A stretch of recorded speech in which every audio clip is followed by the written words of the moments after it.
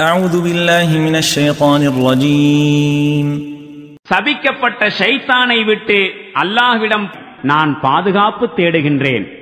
أَوَمَنْ كَانَ مَيْتًا فَأَحْيَيْنَاهُ وَجَعَلْنَا لَهُ نُورًا يَمْشِي بِهِ فِي النَّاسِ كَمَنْ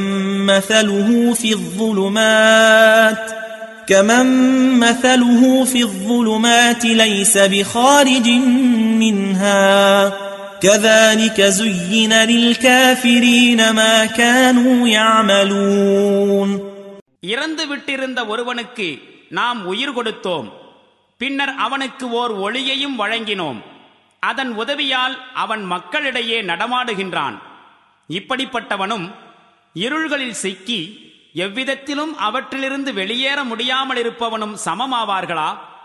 நிராகரிப்பாளர்களுக்கு அவர்களின் செயல்கள் அழகாக்கப்பட்டுள்ளன.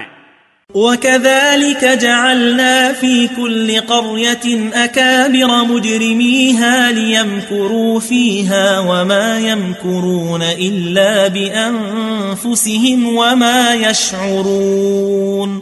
மேலும் இதேபோன்று ஒவ்வொரு ஊரிலும் அங்குள்ள பெரும் பெரும் குற்றவாளிகளை நாம் விட்டு வைத்திருக்கின்றோம்.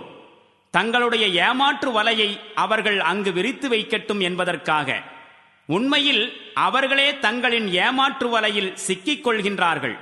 ஆனால் அதை அவர்கள் உணர்வதில்லை.